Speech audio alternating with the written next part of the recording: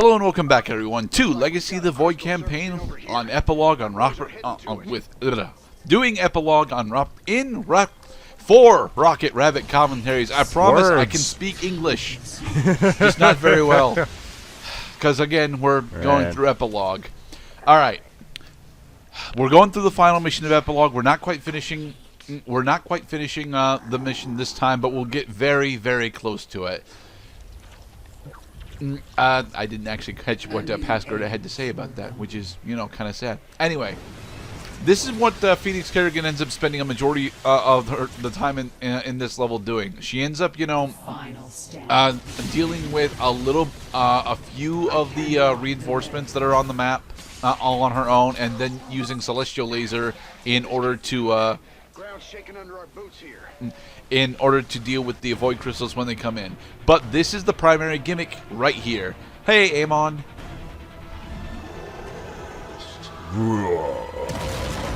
I'm making chicken. Actually, he's eating the arena. Amon just ripped the ground out from under my command center. Oh. How are we supposed to fight something like that? Well, of course, Sonic the Hedgehog, that is a good question. You must land on Dr. Robotnik's head before he takes out, with a single sewing needle, each of the platforms on which you need to stand in order to avoid certain death. Let him come. The swarm is well prepared. Oh, it's warm. All right, so yes, Raynor and Artanis both get hit with the Amon's rupture attack before you do. So, assuming that you're doing this mission relatively well, it's actually quite easy for your first base to not actually get ate by Amon.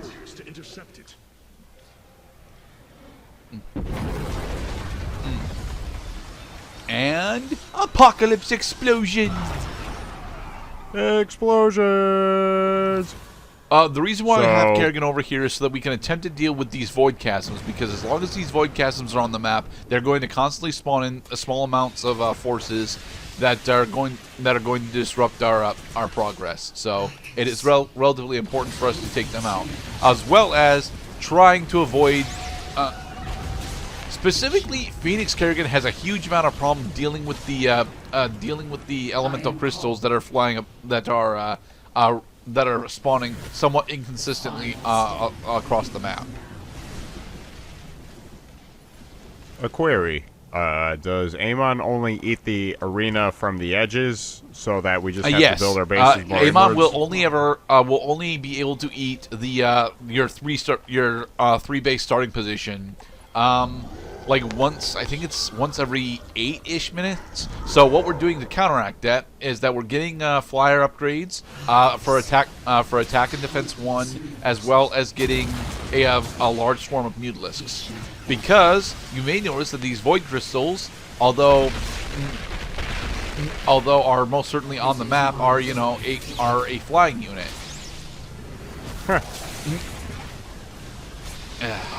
I really wish that the Kerrigan actually had a decent way of dealing with these goddamn constructs, because they are the biggest bane of my existence going through this run. Like I mentioned before, Kerrigan can in fact solo this entire mission. It takes her a while to do it because of the constructs that are in the way, but she can easily solo this mission. Dealing with the constructs is the big problem that she's got, because the constructs deal bonus damage to her. At least I think they deal bonus damage, and her Celestial Ray does not one-shot them. She has to actually get relatively close to them in order to take them down with her auto attack. Void crystals swinging by again. Raiders, let's help bring that thing down. That crystal's flowing And through there the are air, at least and it's three different types of torment crystal that you have to worry about. There's the blue one, which shoots the blue machine guns. There's the torment one, which is the red laser, and then there's the orange one that is shooting the orange disable bolt right there, the Oblivion construct. The Oblivion construct is honestly the one that is least relevant, because Kerrigan's base movement speed is usually enough to deal with it, but it's the one that's annoying me at the moment, so I'm taking it down. And close shut the jaws of oblivion. Also, I need to be producing slightly more Vespane and Overlords because I need 200 psi in order to finish this mission relatively quickly. After him. You'll notice that our Mutalisk strain is actually the Broodlord strain, but we won't be using Broodlords for the entirety of the map because although Broodlords are actually really good against these constructs, it's about the only thing that they actually are good against for the map because, well, Broodlords in general aren't really all that great a unit.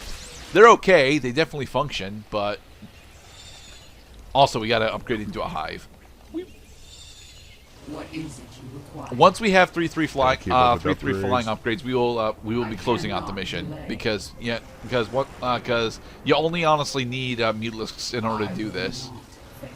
You'll notice that this says Dormant Void Chasm on it, and that means that it will in fact eventually re-erupt into another unit spawner. And when it does that, I'll have to swing back in order to take it down in order to protect Artanis' position as well as my own.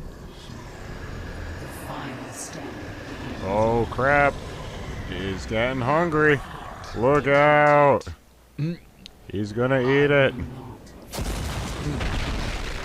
And every time Kerrigan actually attempts to expand out, she has to worry about these constructs just exploding out of fucking nowhere.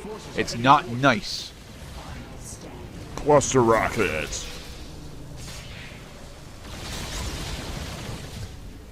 Thankfully, her Mend spell does actually allow her to out-heal a single one of the constructs, but not two. Alright, hang on. Okay, heal again. Very good. I cannot delay. They're hammering us. Seismic disturbance detected. It appears Amon has chosen to attack my nexus point. Quick, It's okay, Artanis. get the loot out. No, you're still doing decent things, while we can zap the crystals with Kerrigan. The crystals do have a small heal delta that goes along with them, but every point of damage that you do most of the points of damage that you do are saved on them, so you don't really have to worry about them too much. That is Kerrigan attempting to take down 3 goddamn torment constructs on her own, and she is unable to do that because the torment constructs just rip her the fuck apart. I really dislike the fact that the constructs can show up out of fucking nowhere. It is not nice. Well, we gotta make this challenging somehow. We're only on the last mission of the But game. it's not. It's just cheap. It really is just cheap, to be perfectly honest.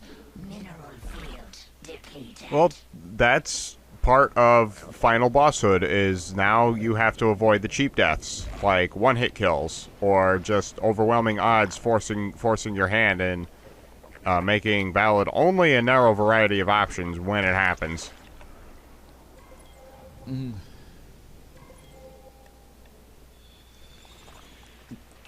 Yeah. Wesker had a one-hit Are kill. we waiting for Happened during a for quick Fire time Armor event. 1 before we go take down that construct, or no? We're generating additional overlords. There. Now we have 200 supply. Yay.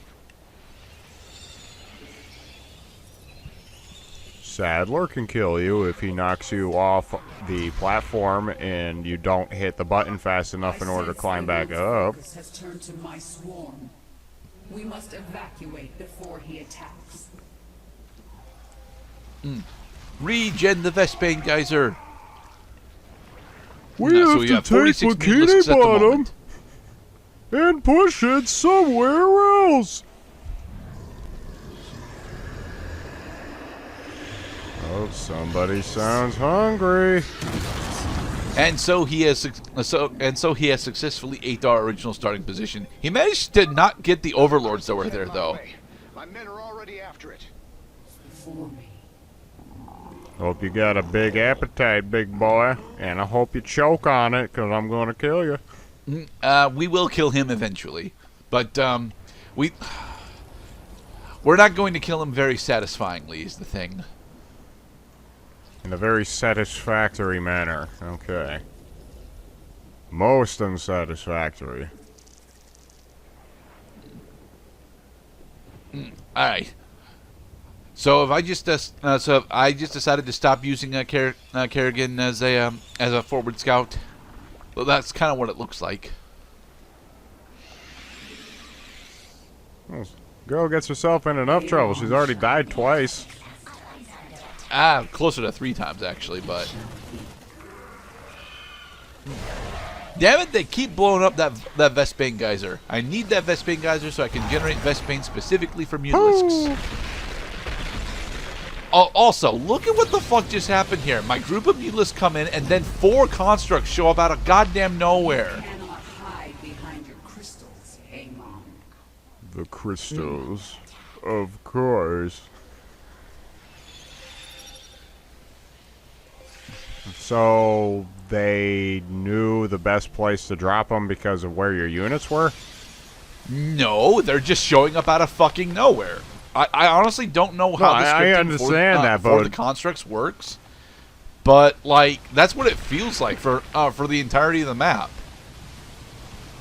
Like just right here, there was not a construct over on the far right side of the map just 4 seconds ago, and now there is one here.